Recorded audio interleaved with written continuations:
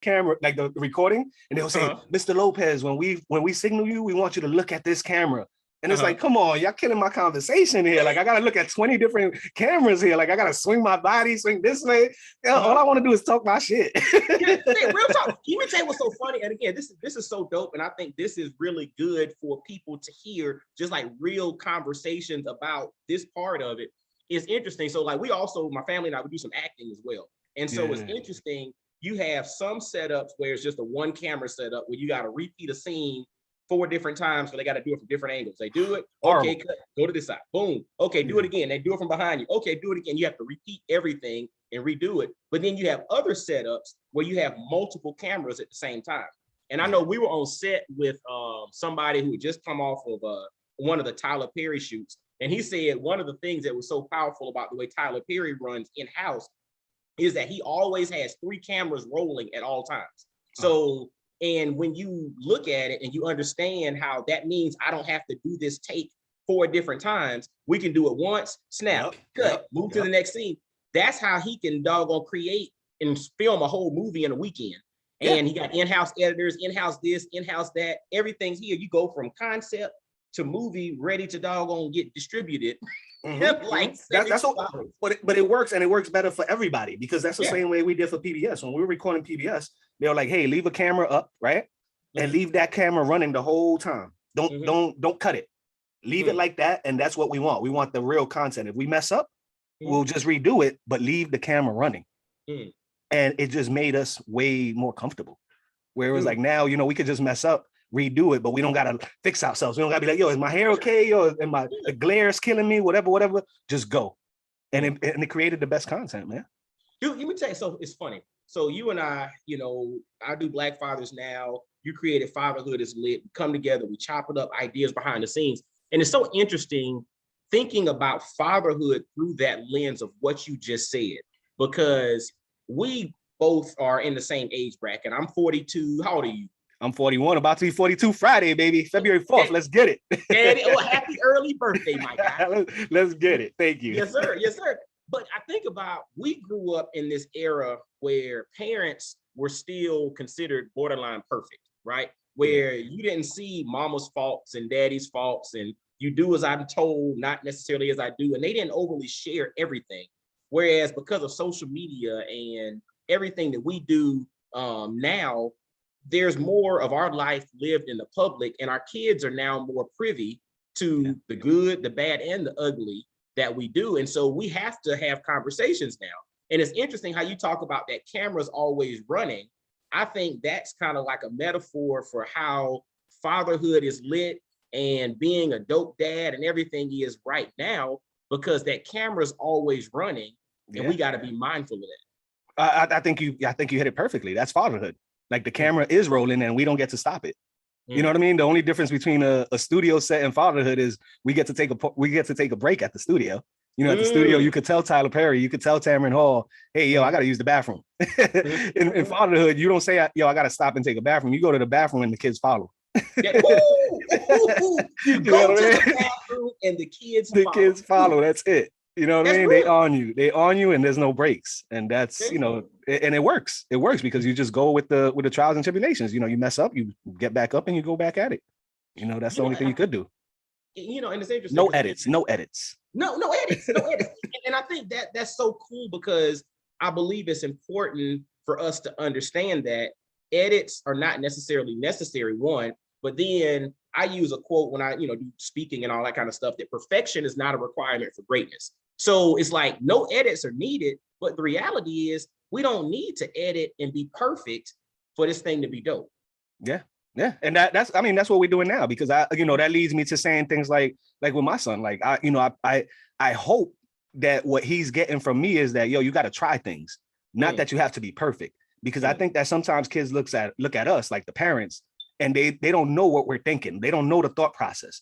We just get shit done. Yes. And since we get shit done, we're perfect. And it's like, no, that's not necessarily true. I got it done, but it might not be fully perfect. It just might seem like it. And that's something that I think sometimes as parents, we put too much pressure on our kids, because that happened to me this morning. I needed my son to help me with the AC. We wanted to cover the AC. It's freezing in New York City, right? The air is coming through the AC. yo, cover the AC. We're gonna tie some tape around some plastic. We're gonna do this, do that, right? Mhm. I'm thinking that's a simple task. Mhm. Cover the hole. He didn't cover the hole. Mm. And I had to sit there and actually show him what I meant, what I needed him to do. Mm. In the perfect world, I wouldn't have had to do that, man. I would have just told him, yo, cover the hole, and he would have covered it. So sometimes we forget that our kids ain't perfect, man. We got to actually teach them and guide them. But it's interesting, and I think that's going to jump into what we're going to dive into in a little bit of, yes, we have to teach them and guide them, but the funny thing is they teach and guide us as well through the process. And part of that was spawned by an episode that you dropped recently, and I pulled a quote from it.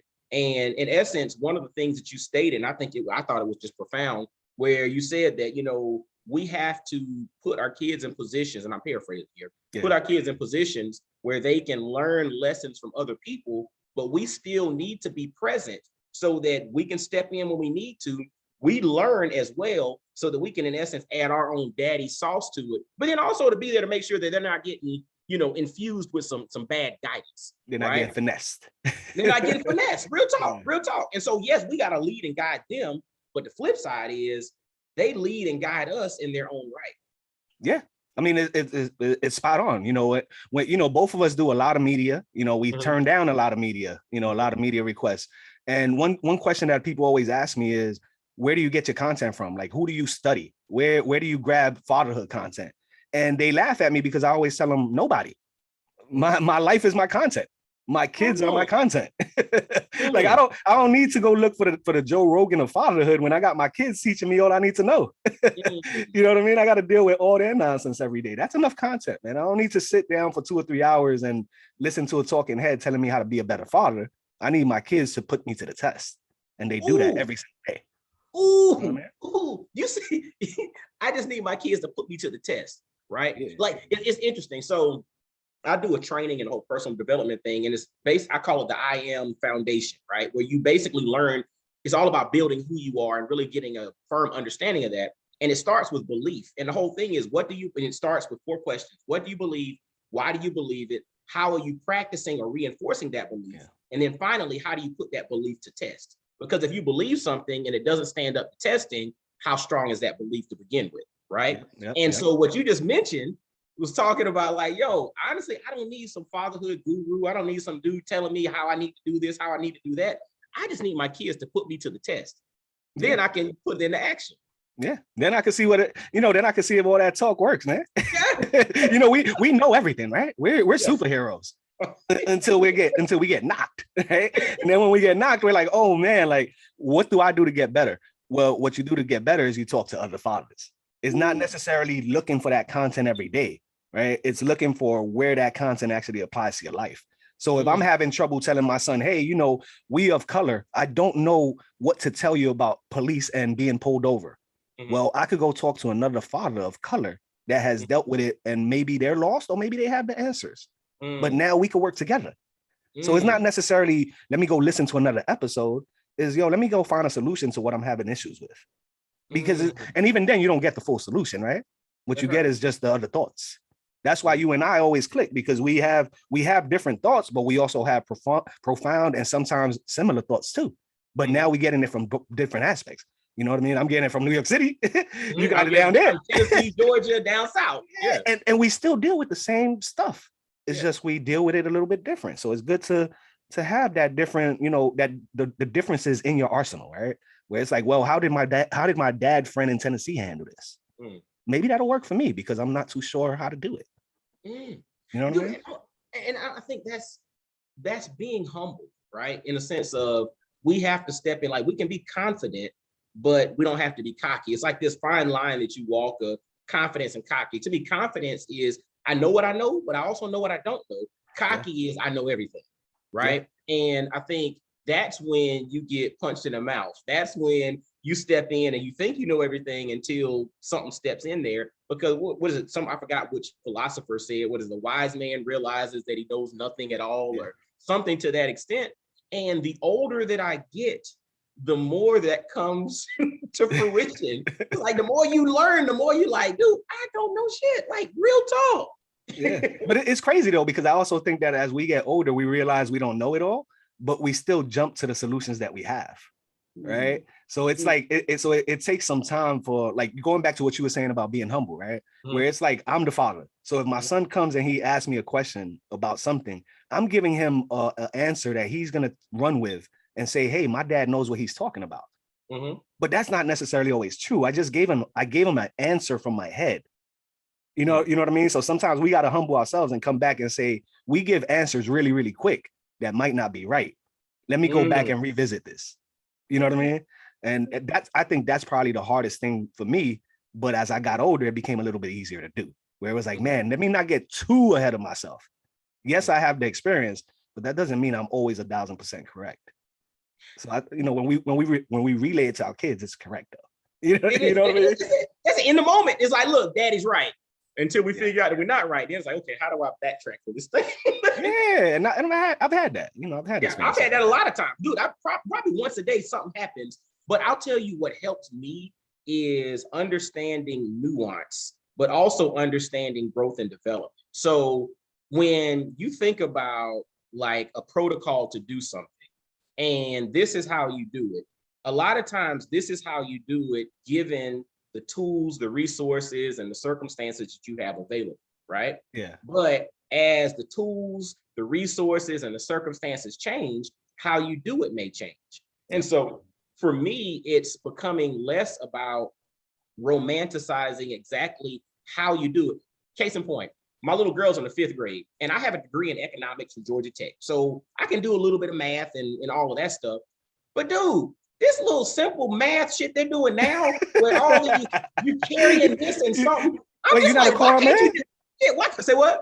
You're not a core math expert, bro? What's going on here? Dude, I'm like, why can't they just line it up, put this one over that one, and multiply that times that times that, and then add the 2 and slide it over one? That's how I think, right? But I try to show my daughter that. She's like, Daddy, that's not how we do it.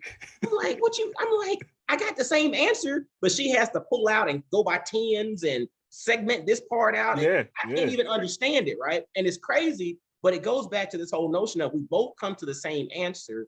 We just use different methods, and the methods change as the resources, the technology, and all of that change. And I think I'm becoming better with, instead of giving my kids like, here's the exact playbook that you follow, to more so speak in concepts of, I want you to think about how to do it, because think about this. You and I are in our 40s. The iPhone didn't come out until 2007. The iPad didn't come out until 2010. Changed our lives. Changed our lives. But then think about college. We didn't have, texting and messages and video chats and all of that stuff. That was like the Jetsons to us when we were in college. Fast forward 20 years, and now this is just like, our kids don't know what life is like without being able to video chat grandma in California. Yeah. From anywhere. It sucks because it's almost like it leads you to say that what's obvious is not so obvious anymore, right? Ooh. So it's like I like to think about like common sense versus street smarts, right? Or book smarts. Like, everybody always comes up and they say, yo, it's good for me to be book smart, but I'm also street smart, right? So street smart and book smart, those are two things.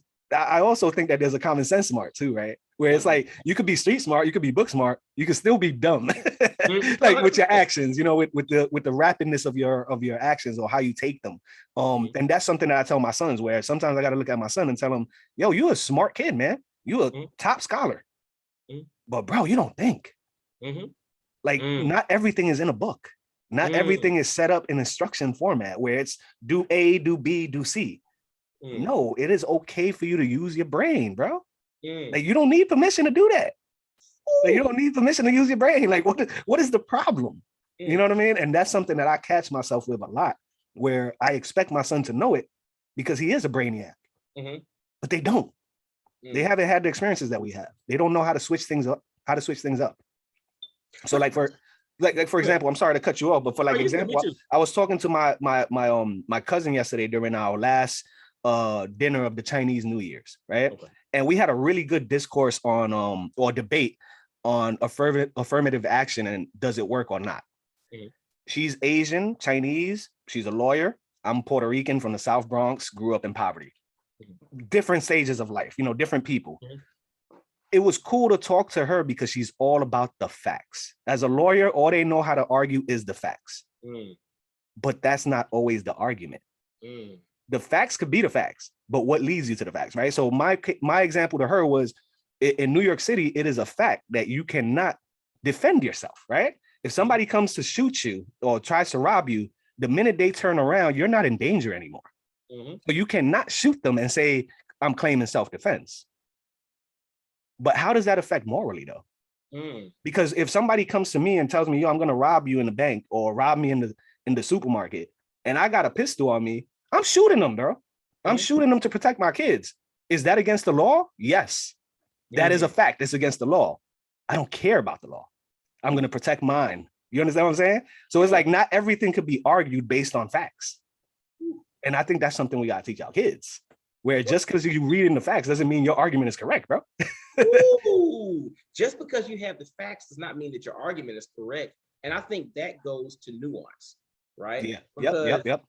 there is nuance in context in everything. And that's why it's very much hard to just look at everything in a black and white. This is fact, this is fiction. That is fact, that is fiction, because there's a story or a narrative behind it. And just about everything has a story or a narrative. Sometimes it's all about who tells a story. It's all about who was the one that created the narrative. What was the intention behind this? Like, there's so many different complexities that come into play when it's people, because people are complex. We're not just this or that. We're not androids. You know what I'm saying? Where we go left or go right and that's life. Like, no, there's complexity and relationship and emotion and feeling. And I mean, all of these things come into play. And I think we have to be careful to not get our kids so black and white, right, wrong in everything. Now, there's some things that are obviously right, some things that are wrong, but we have to be careful to not get so black and white that we lose nuance, because the other part to that is, like you mentioned something really profound about how we need to teach them how to think. And it's kind of counter to technological innovation. So if you pay attention to like the algorithms, you pay attention to the Alexas and the Google Homes, and you pay attention to all the social media scenarios, the TikToks and everything, where they're curating your preferences based off of the data they're compiling. And they're in essence feeding you, instead of you saying, I want to listen to this kind of music, they'll just play you music that they think you like based off of the data that they've collected about you. So they're naturally getting you into the habit of not thinking, because you don't necessarily have to. I don't have to order groceries, or I don't have to do this, because guess what? They automatically order because they know that you drink one beer every other day. So you go through a 6-pack every 12 days. So on the 11th day, they automatically order you one to sit on your front porch when you get home. You know, it's just, it's like they're a companion, but there is not really a companion when they're not taking like your emotional state for the day. They're just taking your data for the year. That's right. You know what I mean? And it's maybe today I want to try something new. Or maybe I'm in pain today. And I think that leads to another bigger issue, which is, how are we going to teach our kids finances going forward, right? Because if it's like, think of Uber Eats, Uber, or even just the Uber drivers, right? Or the Uber system itself. There's Uber Eats, there's Uber delivery, there's Uber everything. Now you made it easy for my child to order food, right? So two things happen. He won't learn how to cook. He probably won't never learn how to cook because of that. And secondly, he's going to bring up some debt. What's going to happen with all this debt that the kids are accumulating using all of these services that nobody's teaching them about? Because think about it. Nobody sat with you. Oh, I don't know about you, but I know for me, nobody sat with me and taught me how to balance a checkbook.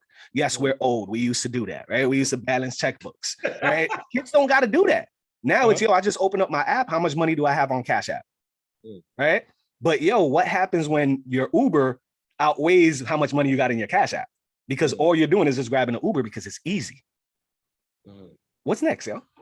Dude, like what's gonna happen? Like how do we and we can't predict it.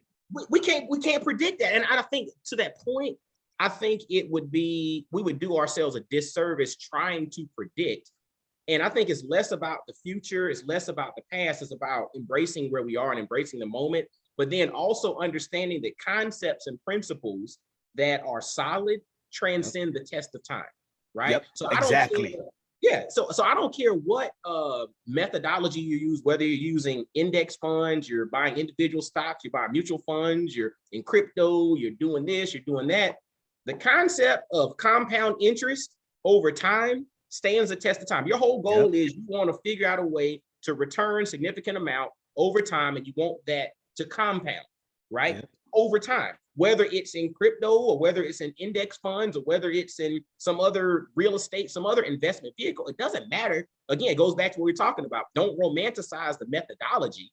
Just understand compound growth and compound interest. Understand the basics. The basics, right? Because the thing is, the basics or the concepts will transcend whatever technological innovation comes forward. And we have to make sure that they are aware. That's part of the reason it's interesting. Again, this is kind of old school, but you know, I'm 42, so call me old school. I don't even know. You're an old man. I'm an old man. I got the gray in the beard. Yo, I could barely grow facial hair, but it's gray. You just can't see it with the camera. Whatever right color. But dude, I'm gonna tell you, that's why I subconsciously like to read physical hard copy books or paperback books, because when you have a book, there's no technological thing there kind of curating or capturing where I'm spending time and how I'm spending time on this. So the next site that comes on my feed, you know, is something based off of this paragraph that I spent a lot of time reading. I don't feel like I'm being manipulated from technological cookies and things on the back end that are kind of pushing me down a path. And so it's like, I think there is a value in some level of disconnection so that you do have the capacity to think, to gather your own thoughts. Because if we're always connected with everything, the reality is we rarely have thoughts of our own because we're being manipulated due to the algorithms and all the things that are moving. And we're so to the point, we don't even realize it's happening. No, and you're right, because you can see it in your kids. Like, think, like my son, once again, a scholar, right? He has no study habits because he was never taught that. Now he's learning SAT words, right? He asked me the other day, Dad, how do I study this? He's so used to just going to Google and typing in the word and it giving him everything that he doesn't know how to study that word. To him, it's like, yo, if I had an exam, it would be so much easier if I could just go on my computer and look up the word. And it's like, no, you got to think. And his mother was like, hey, James, how are we going to teach him? And I go, what we got to start doing is having him read physical books again, because with the physical books, there's no distractions. And now he has to read paragraphs and paragraphs of books, of words. That's how he's going to learn how to use sentence structure to define certain key words that he might not know, right? Instead, he wants the easy way. He wants to just go, yo, Siri, what does complacent mean? And Siri should tell him you're being complacent. Use your head and go find this. Go pick up a dictionary or go read a book that has this word in it. You know what I mean? Dude, check. You just dropped the gem, and somebody might take the idea, and if they get the market before you and I do, but we need to talk offline. You just said, if you ask Siri, or we can create, you ask, Tech Dad or whatever it is, hey, what does complacent mean? And the response is, you're being complacent. Go find it. Like, seriously, like that is, to me, that is something that back in the day, to an extent, again, I don't like to do the whole, back in the day, we used to always do this. But there's some value to when somebody asked you a question and they were like, well, go figure it out. Or I remember when I was a kid, you'd ask your mom, like, well, how do I spell this word? Go look it up. First off, I'd be like, well, damn, if I knew how to spell it, I could look it up. But it made you go through the dictionary and be like, okay, it's not this one, it's not that one. And I looked at the definition, this is it. And I learned how to spell it. So they would tell me, my mom, my grandma, all of them would say, go look it up. And I think there's an element of that as dads that, again, it's easy for them to just pick the phone up and say, hey, what's this? What's that? How do I get here? But the notion of thinking, I think we don't allow them to exercise that part of their brain, which will, in essence, do them a disservice later in life if we don't give them an element of go figure it out. Yeah, you can't, the thing is in life, I think kids now are being kind of like misled, where everything's at your fingertips. I need a cab, I'll just call one up. I need to speak to a banker, I'll just text them on the phone. Like I'll use the bank chat. And it's like, no, there's actually some effort that you need to put in. Right. So think of like when we were younger and our parents would take us on road trips. Yo, they didn't have GPS. They made the wrong turn. They had to sit there for 30 minutes and figure it out. Yo, who's Hold better on. off? Who's better off? The parents that had to figure it out or the kids that just use the map? The kids will say it's the map, and it's like, nah, the parents that got to think are better off, man. Dude, I'm gonna tell you, it's funny. You say it brought back so many memories. So before we went to drive to the beach or drive to DC or whatever on like a little family vacation, my mom would go to AAA, and you would go to AAA, and they would give you a map, an actual physical map, and the person in AAA, they had this little circle stamp. They would circle the area where you were going. And then they would find where you are, they'll circle where you are, and then they take a highlighter and they would highlight the actual highway or the your trail, your path, your path. Highlight the path. Dude, I bet you if I go to my mom's house, there are so many of these triptychs from AAA that are still in some drawer somewhere where they have highlighted the highway. You go from Interstate 20 to 95 North, so you get to this and 495 around. I mean, it was crazy. But again, that was MapQuest, which was the old thing before Waze and Google Maps and all that stuff now.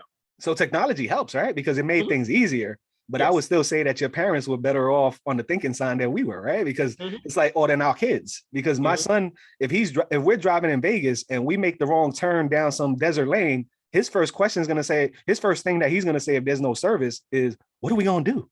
And then I gotta look at him and say, Jaden, well, we're gonna keep driving until we find a road. Like, duh. like, what you want me to do? You want me to just stop in the desert and cry about this? No, now you have to start using your thinking process. Well, Dad, how do I do that? You serious? Like, how do you think? Well, then I did you a disservice letting you play on the device all the time, thinking Siri had your back. You know what I mean? And that's our problem. So now when I talk to my son, he hates it. And I know he hates it. And sometimes I hate it too. But if he asks me something, I give him that old statement that you said, which is figure it out. Yo, I'm here for you, bro. If you mess up, I got your back. But you got to put in some effort and figure it out, because if you don't figure it out now, how are you going to figure out the bigger problems later when dad isn't around or when mom isn't around? Or yo, worst comes to worst, what if your phone died? Holy shit, your phone died. What are you going to do? Now you don't got access to your bank, no more Uber, no more Siri. Oh, wow. Is life over? No. To these kids, life is over, bro. Life is over. But it's crazy, dude. Like, I mean, it's just funny thinking about that, because we have our kids like sometime on a Saturday, if we're there and the TV's on, we'll MacGyver, old school MacGyver comes on. Yeah. And so, you and I are in the same bucket. So I grew up loving MacGyver. And watching it now, it is such an interesting thing, because you have this guy who is basically the most interesting man in the world to an extent, right? Because he can get stuck in something, and if he has a paper clip, a pack of gum, and whatever, he can figure something out to get out, right? Or if the car breaks down, he doesn't have any tools. He knows how to hot wire a car with a piece of pipe and and a gum. And gum. A gum and a wrapper, yo. Juicy fruit. Everybody else is like, dude, we got to take it to the shop, and the car's gonna be at the shop for 2 weeks. He's on the side of the road with his fingers figuring it out, right? Yeah. And to me, there's something about that, and it's like I've always secretly wanted to be MacGyver, in a sense that no matter where I go, we can figure it out. No matter what's going on, we can find a solution. No matter where we're around or who we're around, we can find a way out of here if we need to. And I think that's an element, because again, everything's at our fingertips. That's an element of life that if we're not careful, our kids will miss out on, and it will do a disservice. And 30, 40, 50 years from now, after we're out of the picture, then that's something in which they won't be prepared to handle themselves should, like you just mentioned, technology go out. We lose coverage, or the Wi-Fi is down, or there's some outage or something. I mean, everybody, remember, what was it? Facebook or something went out a few months back, and people during COVID. You're talking about during COVID. Yeah. People lost their minds. They were just like, dude, what's wrong? I mean, they literally were losing it because they didn't have this service for a couple hours. Yeah. I mean, it's already doing its job though, right? It's already being a detriment, right? Because I look at my youngest, Snack Man. He, once again, 5 years old. The kid is a scholar. Yo, you take away the iPad, he is lost. Like he will sit next to you and annoy you for a whole hour, telling you, Dad, what do I do? What should I do? And it's like, yo, what do you mean, what should I do? Well, you're not letting me use the iPad. grab a toy. Mm-hmm. Go play with your brothers. Mm-hmm. Yo, I took away the iPad. I didn't take away the TV. You could actually go watch YouTube on the TV instead of the iPad, but they're not ingrained or they're not wired to think like that. And it's like, yo, you guys got to start thinking. And that's what I tell my son. You know, my wife calls it, she says, James, you know, you got to remember that not everybody has a troubleshooting mind. And it's like, no, they need to have a troubleshooting mind going forward because life has become much easier with all of these apps. If they can't troubleshoot their life, they are screwed, bro.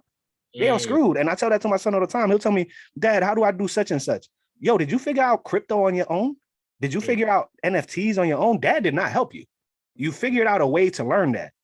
Go figure out how to accomplish your task too, man. Like, don't wait for somebody to always come save you.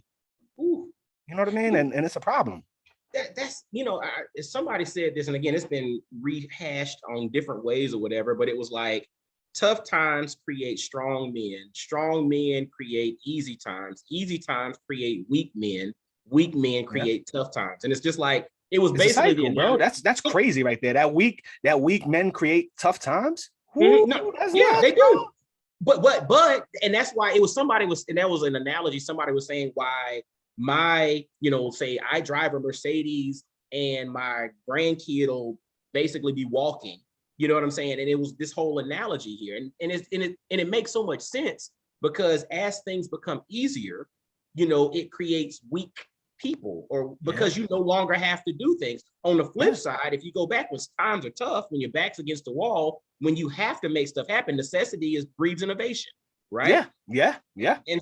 And so I think that's one of the things why, you know, my kids get mad with me because sometimes like you take away the iPad, you know, we'll take away technology and just make them figure stuff out. Ooh, they lose it. They get so mad. They lost, bro. Dude, but within like 3 minutes, we're bored. So if you ask my kids, if they were here, they would tell you, what does daddy say about boring? Only boring people get bored. Yeah, I like that. That's the saying. Only boring people get bored because if you can't put this down and go to something else, like I personally don't ever feel bored. I can read something, go somewhere. I can stop and think. Thinking stories. I can sit there and just think about stories for hours at a time if I have nothing else to do. Sleeping, relaxing, chill. I'm never bored. Yeah. You know what I'm saying? And we have to infuse boredom into their life so that they then start to innovate and open themselves up to not be limited to just the thing in front of them. Yo, it's incredible. Like you hit it perfectly. My littlest one and my second child, they will complain. Dad, what do I do next? 15 minutes later, they got their Lego set up. They got a war happening. The other one will grab a basketball and start dribbling. And it's like, it's such a sight to see. Like 10 minutes ago, you guys were bored. 15 minutes later, you guys are having the time of your life. But let's not forget, the minute I tell them, yo, you could grab that iPad, oh man, they still run. They still zooming. Boom, we in there. Yo, forget about the war. Yo, the war's over. We in here. So that's real. But it's true what you said. If we don't take it away from them, right? That doesn't mean you have to schedule things. You don't got to say, hey, I'm only going to give my child 2 hours of screen time. Yo, let's be honest, yo. We lazy. We trying to live our lives as well. Let's be honest. I'm going to let my child have as much screen time as he needs to let me accomplish the things I need to do. But there still has to be a moment when you take it away and let them use their brain. Because like you said earlier, the less they're using the brains in the future, the less they'll think about using their brain. They need to do it. I tell my son every week, and I mentioned it earlier, I tell him every single week, yo, it's okay for you to think, man. Like it is okay. I know you could ask me for help. I know if you ask your mom, she's just going to give you the answer. You ask grandma, she's going to give you the answer. Yo, the phone is going to give you the answer. Yo, it's okay to take 5 minutes to think about the different courses of action and what it might bring. It is okay.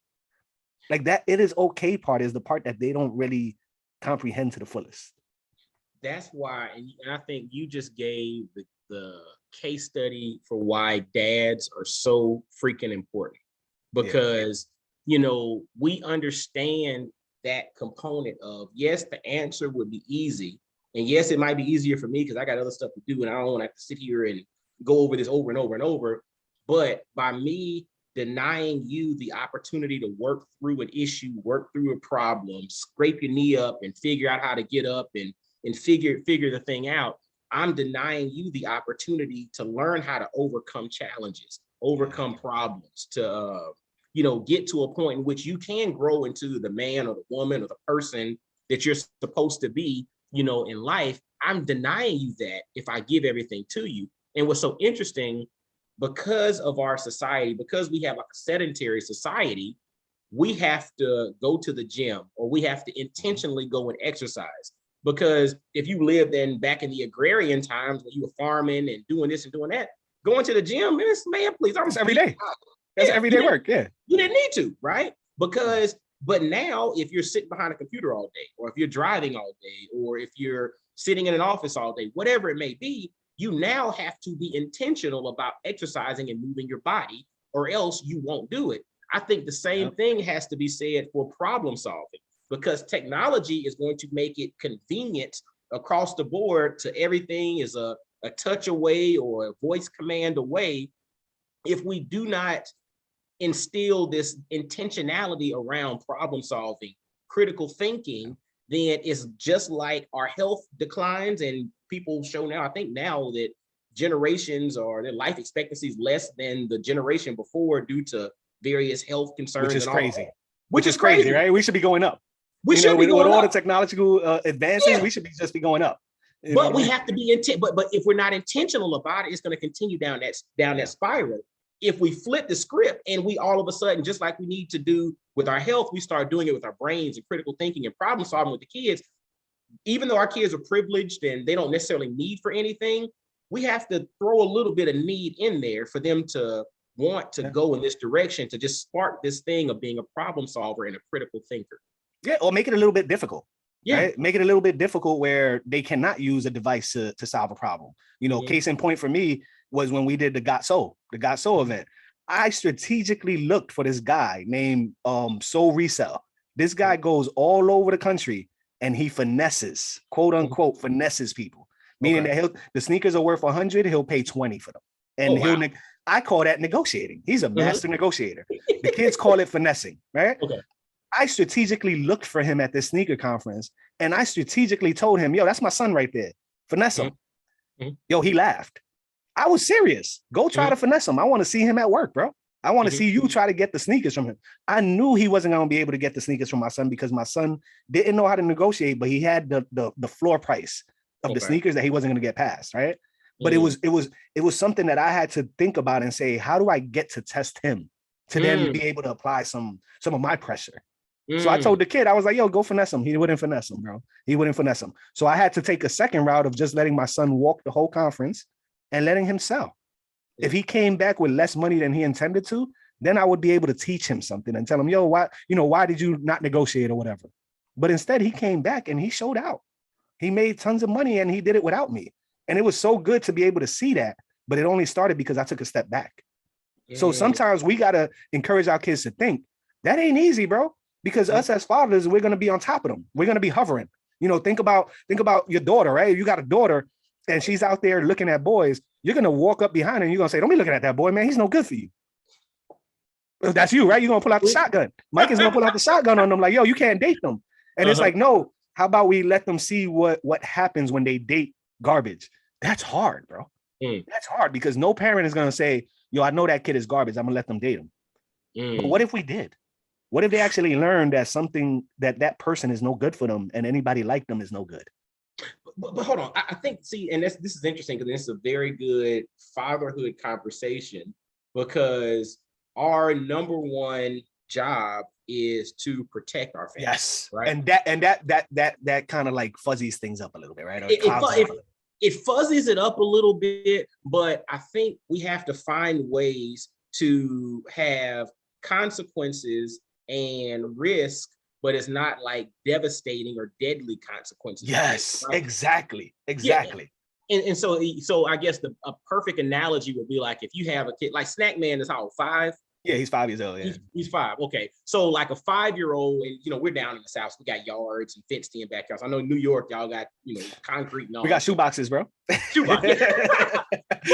But I would think like a 5-year-old, and my kids are 8 and 10, they can play in the yard in the fenced-in backyard, and you know what I'm saying, stuff is, we don't really worry about it, right? Yeah. But if my kids were, I mean, they're old enough now where they can navigate crossing the street a little bit and everything. But when they were 3, 4, 5 years old, I'm not going to let a 3-year-old go outside and play next to the street. Yes. Because that could be devastating. Now, I might let my 3-year-old play in the backyard with the fenced in, and I'm sitting there watching them and kind of letting them have some leeway to fall and trip and climb a fence or whatever. But I'm not going to put them in a place in which the stakes are so high that it could be devastating. Yes. So as a dad, we have to figure out ways to curate environments where there's risk. Because like I let my kids go climb little trees and all of that. And again, I'm not letting them go 100 feet up in the air, but I'm teaching them, it's like, if you climb this one, make sure you test this branch before you step on it to climb this to this next level, right? Yeah. So that you understand how to assess risk. There was a thing I read a while back, and it was, I think in London or something. It was this concept like called free range parenting. I don't know if you ever saw anything. Did you ever see anything about that? I've heard a little bit about different concepts like that, and I kind of think that you and I kind of both of us practice that without even giving it a title. To an extent. So some of it, so basically for people that don't know, it was like this whole free range parenting thing where, you know, the way that playgrounds are set up now is kids, they can't fall off of anything. They really can't get hurt because the ground has like the rubber foam stuff. So it's basically, so they really don't understand how to mitigate risk. Whereas you had the opposite extreme where they did like a lab school where they had basically young kids were able to play on equipment in which they could fall off. They play with fire. They could have sharp objects. They could do all of these different things, which we would say is like, dude, that's crazy. But they came to realize that these kids actually did not get injured any more than the ones in these really cushy environments. And the added benefit was they start to understand risk. They're like, ooh, this is hot, I can't touch that. Or like, ooh, this is sharp, I don't go over here. I stay away from the edge on this playground equipment. Whereas our kids aren't used to that. They just lean all up on the edge and ready to flail over. But it's just an interesting, as dads, we gotta create risk, but we don't want risk to be devastating. To be crazy. And you know, going back to what I was saying with the sneaker thing, the risk was, all right, you paid $100 for the sneakers. You want to sell it for $150. The risk is somebody's going to get you for $130. Where the risk isn't so much that we're going to go home crying. That's right. We're going to go home actually learning something. And that's what he did. Like, he sold a lot of pairs of sneakers. And then we went back home with 3 pairs of sneakers that he wasn't able to sell. Now that's when I could come in and teach him something, because the reason he couldn't sell those sneakers was because he had a floor price, but he didn't know how to negotiate to get to that floor price. So he told everybody, hey, I want $370 for these sneakers. A negotiator is going to come in and say $370. I'll give you $350. Well, I'm not going to sell you the sneaker because I wanted $370. Now dad could come in and tell him, yo, Jaden, you wanted $370, you should ask for $400. But like that, they negotiate, they bring it down to $370. They think they're winning when you actually won too. You got the money that you wanted. So it's like there's risk there. The risk is you're not going to get the deal done, or you might lose some money, but then I could still come in and teach you without hovering. You know what I mean? And I think that's where because I think a lot of parents are hoverers, right? Like we were just talking about it. If a girl looks at a boy and she says, hey, you know, that boy's cute. First thing you're going to say as a dad is, what? Who's cute? We're hovering, right? Instead of saying, yo, who's cute? You should actually ask them, yo, what makes you think that boy's cute? You know, I tell that to my son, and it's so awkward, and it brings on weird conversations, but much needed conversations. And I walk with him and I see him looking at a girl. I'm not gonna lie, I'll look down and I'll see his pants poking a little bit. Right away, I'm thinking, yo, Jaden, you like her? Yo, what do you like about her? He's not gonna answer me because he's embarrassed. But now I'm starting to get him to think, what is it that made your shit pop up like that, man? What is it about her as opposed to the other girl? You know what I mean? And it's like, yo, how do we get them to think a little bit more, right? And it's like, all right, we shouldn't just hover them, see what they do, and then try to add our value our way once we see that we could actually fit in there. Just don't throw your lessons. It would have been easy for me to tell the guy, yo, finesse my son. And the minute he started trying to finesse him, nah, dogs, you can't do that. You do that, I'm gonna punch you in your face. Instead, it's no, finesse him, bro. Finesse him. But like that, when you're done finessing him, I could pull him to the side and teach him something. So check this out. And I think fellas, ladies, whoever's listening to this powerful conversation, a dialogue between two brothers here, like, I want you to hear what he just said, because what was powerful about that was we have to create environments in which there's risk so they understand how to mitigate risk.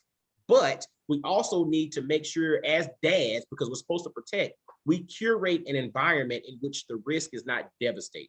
Exactly. Right. So, like you mentioned the dating and all of that, like, no, I'm not sending my daughter off with some knucklehead in which something can happen, because the back end, the risk is crazy. The risk is crazy. Right. And so it's not worth me doing that. But to your point, we can have conversations, but I think part of that comes back to the notion of we have to create a safe environment in which our kids can talk to us. Right. Yeah. I'll give a quick example. Like, I remember when I was in high school, and, once you start getting to, age where either you're driving or your friends are driving, that's when mom started letting you ride with some of your friends and go to games and go hang out or whatever. And I remember my mom told me once, when I first started hanging out like that, my mom said, look, if you ever need a ride home, I will never ask any questions. I will just come get you and I'll bring you home. And there was a time that, I was out with the fellas or whatever, at high school game or whatever. Long story short, I needed a ride home. And I called my mom and said, Mom, I need a ride home. She came and picked me up, brought me home, didn't ask any questions. Mm-hmm. And that said something to me that, yes, this is my mom. And I know because she's a mama now. I know in her mind, she wanted to know, well, why do I need to come pick you up? She was ready to get you too. She was ready to get you. Yeah, she wanted to. But I think, and it probably took everything inside of her not to basically kind of berate me and, probe what was going on, but she didn't. And that said so much to me, in a sense that my mom creates an environment in which, yes, there are consequences, and yes, you should do the right thing and all of that, but I'm going to create an environment that's comfortable for you to be able to share and talk to me when you need to. And I think we as dads need to make sure that, yes, we want to be the iron fist, hardcore, I'm this tough ass, whatever. Yeah. But we need to make sure that we curate an environment that our kids are comfortable coming to us, because if they don't come to us, and remember, we're going to protect them, who are they going to go to? Exactly. That's perfect. That's perfect, because that happened to me. Mm-hmm. That happened to me with my son. He does his little reselling stuff. Mm-hmm. Took him to the store. He walked in without me. He walked in with my mother-in-law. Mm-hmm. He knows what sizes sell, because he teaches me what mm-hmm. sizes sell. He took the wrong sizes, and he didn't check the packaging. He just came to the car and he goes, Dad, they gave me the wrong sizes. If anybody knows Supreme, you can't just go into the store and change it for another size. Chances are it's sold out, right? Mm-hmm. Instead of me taking the time and saying, you know what, it's okay, let's just go home. I killed him in the car, bro. Like, I spazzed on him. What are you doing? You're the one that taught me how to resell. Mm-hmm. Why would you buy something that wasn't the product you wanted? What is wrong with you? Mm. So the whole ride home, it was quiet, crickets, unless Dad was screaming, which was, I would turn back around on the highway and say, I can't believe you did that. Mm-hmm. It took me a whole day to see that I was doing it completely wrong. Mm-hmm. I was in the moment, which is great. As a father, you should be in the moment, right? But when you're in the moment, you got to learn how to fall back a little bit and not scream out all the things that are going through your head. I looked at my son and I say, I don't withdraw or I don't hold back from telling him anything. That was one of those moments I needed to hold back because my emotions took over. Instead of me being a father that was educating, I was a father that was scolding.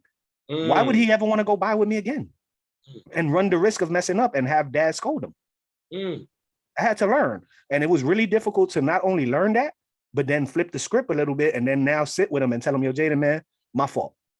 I spazzed and I shouldn't have. Of course I said way more words than that, but paraphrasing, I messed up. Next time, think about what you did and, hopefully we'll do it right. So I still gave him the lesson, but I also took blame for being in the moment in the wrong way. Ooh. You know what I mean? Like we should be in the moment, but sometimes we got to learn how to take that moment and use that moment for we can learn something instead of berating our kids, right? Instead of going after them and scolding them. And it took me a while to learn that. I think that's really hard for fathers to do because, we fix things, man. We there to have their back. So sometimes we scold and scream when we should be sitting back and learning ourselves like that. We could go teach them something. You know what I mean? I just want him to I believe in him. That day, I'm pretty sure he didn't think I believed in him, bro. And that was messed up. You know what I But mean? you know, but I guess the other part to it is when my pastor had this thing in which he said, love without honesty is hypocrisy. Honesty without love is brutality. And dude, and I thought about that because it's like we have to have this balance of love and honesty.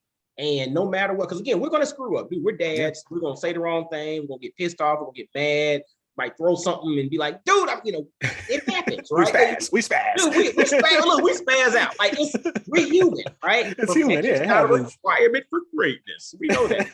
That's right. But the thing is, if it comes back to this whole notion of we have to always emphasize the fact that I love you and I'm going to be honest with you. It's the balance of the two. I think that gives us the grace to then be able to come back, like you said, because you've shown love and you've shown honesty. So when you do spaz and you screw up, you can come back and fix it. But if we're all just brutal honesty all the time and it doesn't appear that we're loving, then it's going to be hard to come back because they're not going to believe it. On the flip side, if we're all just lovey-dovey, but we're not being honest, we're telling them stories to make them feel good, then they can't trust us, because once they find out that we've been telling lies all along, then why would they come back to us for advice? So as dads, we really got to be very mindful of that whole honesty and love at the same time as we do things, and know that we're going to screw up. And it's okay, because we ain't got to be perfect to be great. Yeah, and who could judge you? Like, as a father, who could judge you? Like, nobody else should be able to judge you. You know, you're my homeboy. I don't care if you judge my parenting. The person that I care about that has to judge me is my kids. That's it. So yeah, I messed up. The rest of the world, screw the rest of the world. I don't care if they know I messed up. My child needs to know that I messed up and I'm going to do better. And I'm still going to have your back. And you know what I mean? love you. And that I love you, man. That's it. So they are the main people that we need to do these things for. Like, I think sometimes a lot of the parents, they spaz, but secretly they're spazzing because they're embarrassed that the world might see their kids do wrong. And it's like, yo, who the hell cares? Who the hell cares? Yo, my son shoots air balls all the time, bro. If I see a parent laugh, I'm laughing with him. It's not a big deal. Yo, he's not Michael Jordan, bro. It's okay. So it's okay. It is okay to mess up. It's what you do after. And I think as fathers or as men, we're not taught that, man. We're taught, yo, you messed up. You're garbage, bro. Get to the side. And it's like, no, we can mess up like everybody else because we could fix it like everybody else. It doesn't matter. The people that matter are the ones you affect, the kids. But as long as we build that framework of love and honesty at the same time. And see, that's the thing. And that's why, like, if you're a dad listening and maybe you've not done a good job with that, it's time to flip the script and from this point forward, commit to love and honesty and how I operate. And again, honesty is, I'm going to tell you the truth, but honesty and love and understanding context is, I'm going to tell you the truth, but maybe I don't need to tell you at this moment. Maybe I need to tell you this evening, or maybe I need to tell you tomorrow. Or, because the other part to it is we feel like I got to tell you right here, right now. But it's like, because emotions are high, this is not the time. And this translates into, you and I are both married as well. This translates into interactions with our spouse. It's like, okay, we love our spouse. We want to be with them for the rest of our life. And we're going to do this and go to do that and grow old together. But then there are days in which she is pissed off with me. And then there are probably days in which I'm pissed off with her. And there are moments in which, okay, we need to address this, but this might not be the right time to address it. Let's sleep and address it in the morning, or let's address it after dinner, or right now, let's go cool off. You go exercise, I go exercise, and we come back and then we talk about it. But the thing is, we have to understand that being honest does not mean that you have to do this right here, right now, and because context and understanding as well. Yeah, because the message when it comes out with emotions, it could be all screwed up, man. Like the right messaging might not come through your mouth, and that's me. I'm a very educated dude from the South Bronx that I don't code switch anymore, bro. Like I used to code switch like crazy in meetings. Now I work for myself. I don't code switch on my kids. So what you're gonna get from me if I'm upset is not, yo, Jaden, you know, I love you. Let me hug you. Let me wait to the side. It's going to be, what the fuck are you doing? Like, what the? And my wife is going to be like, yo, relax. And it's just that it's because of the amount of care that's in me. I care so much about my kids the same way you care so much about your kids, that sometimes our emotions will take over. And that's okay. Just learn how to par it back a little bit for the next time. And then also learn to say, yo, I messed up. I think as fathers, one of our greatest tools, one of the greatest things we could tell our kids is, yo, I messed up. Not you. How many of us are actually willing to do that without sacrificing our manhood? Because that's what they're going to say. They're going to say, I can never tell my kid I'm wrong because that's my manhood, bro. I'm the man here. I'm the father. Then you're not teaching them anything. It's okay to be wrong, bro. It is okay. It is okay. And I think sometimes that's something that a lot of fathers need to hear. So to the dads out there, when you mess up, yo, just don't mess up and go sleep it off. Take a break and come back and revisit it. You might not have to revisit it with the same conversation.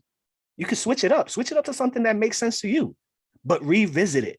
Just don't tell your kids they suck and walk away, bro. Because a lot of us do that. We might not say, yo, you suck. But the actions and the way that we say these things to them, they take it as, yo, you suck. You can never get anything right. That's whack, bro. That's whack. How would we feel as the kids? You know what I mean? Like my dad never told me sorry. My dad one time, when I was younger, my dad was not about the beating on kids or nothing like that. He would never hit. He hit me one time my whole entire life. And it was a time that he thought I stole money from him at a jewelry shop, right? He didn't take the time to say, yo, let me see the videos, which back then there probably weren't that many videos, right? He didn't take the time to think that maybe the guy that was selling us the jewelry stole it, or maybe he lost the money. Instead, he thought I lost the money, right? We went all the way home from Chinatown, New York City to the Bronx, him screaming at me on the train, embarrassing me. I'll never forget that. I knew I didn't steal the money. Eventually, he knew I didn't steal the money. He never told me sorry. That sucks, bro. I don't want to be that dad. I don't want to be that dad. Dude, I'm going to tell you what's interesting. And it makes me think about, because, you know, we're recording this like the day after like the AFC and the NFC championship games. See, we're going to the Super Bowl and everything. And, you know, both of them were really good games. But the thing is, great games, man. Great games. Great games. But the funny thing is, as much as things go up and down, drama this, drama that, it all comes down to how does the game end, right? Yeah. What was the final score? And when you just mentioned like being berated or your dad hit you or whatever, had your dad at some point, whether it's right then or a little bit after that, apologized for that, yeah, hey, I'm sorry, I found this or whatever, truthfully, you may not have even remembered that whole incident. Exactly. But that's why I'm agree with you. I agree with you. Yeah. But I think it's kind of like a game. That game ended with him hitting you and berating you. So how did this game end? It ended with you getting fussed at and feeling like you wasn't shit, right? Yeah. Whereas if the game ended with, okay, yeah, that happened, but you know, it's overtime, and he came back and he said, you know what, dude, I was wrong. I'm sorry. I didn't mean to do that. You know, I lost my cool, boom, boom, boom. You would have remembered the score, because people don't remember all the nuances of the game. Yeah. Most people just remember what was the final score. Exactly, right? Man. Yeah. And I think for us as dads, we it's probably good time to kind of put a pin in our conversation, because we're gonna have more of these. I think this. And what's crazy was that for this one, we just went off the dome, and this is value. So I think what you're trying to say now is it's a good way to wrap it up and give them some like some pointers, right? Like some bullet points of, yo, this is, you know, this is what we talked about, and this is something that we learned. You know what I mean? Absolutely. And I hope everybody who listens to this takes action and thinks about it. Again, perfection is not a requirement for greatness. Learn from your kids. You don't have to be perfect, right? You do not have to be perfect, and you don't know everything. And if you screw up, come back and apologize for it. Your kids need to hear how you messed up so that they understand that it's okay to apologize as they move forward. But you need to also create a framework of love and honesty in your conversation. And then just be who you are. Again, just don't, who you are is enough. How you communicate. It matters, bro. It matters. The way we do things matters, bro. Yeah, it's real. It's real. It is what it is. The way we do things, the way we handle things, it's gonna impact our kids for their lifetime. Mm-hmm. So it matters. It matters how we do things, not how Mm-hmm. others do it. And going back to, you just summed it up greatly, right? I'm gonna add to that, which is, remember who you're doing it for. You're doing it for your kids, bro. You're not doing it for nobody else. So, that old lady that be in the window screaming at everybody that she's super nosy, you ain't doing it for her. Mm-hmm. You ain't doing it for her because your kids got to deal with the consequences of your lessons, not her. You know what I mean? So if you fuck up or you mess up, by all means, take the L and move forward, Move forward. Who matters is your kids. Ultimately, that's who matters. That's who we do it for. Who cares what others think? That's really hard for us. And it's hard for me because, once again, I'm a sports dad. If my son is shooting air balls, I know they laughing at my son. Because I'm laughing too. Because I'm laughing too. But you know what we're going to do? We're going to go shoot some jump shots after that game, though, because we matter. And I'm going to be up in there making my presence felt with them. There it is. And there it is. Who do we do it for? We do it for the kids. That's right. And that's the only ones that matter, man, because eventually they're the ones that got to live with that life. You know what I mean? We could die. We could die tomorrow. Our kids got to carry our lessons on for life, man. So think about that and think about how those lessons are pushed to your kids. You know? Dude, it's funny who we do it for. We do it for the kids. I think, honestly, that's an interesting concept. And I think that's probably the title of our conversations that we'll have going forward. We do it for the kids. Yeah, and so, because it's the truth. That's the truth. That's the truth. Well, yo, man, I appreciate it, dude. We're going to have this thing rocking and rolling going forward. And, I'm Mike D with Black Fathers Now. Subscribe anywhere you hear Black Fathers Now podcast. James, drop your stuff, man. Oh, man, I'm James Lopez from Fatherhood is Lit, representing all the dope dads of the world like Mike D, man. So, you know what we like to say, make your presence felt your way. It matters. Fatherhood is lit. You know what I mean? There it is. Well, hey, until next time, y'all be blessed, well, and wise, and we'll get at you. Holla back. Peace. For sure.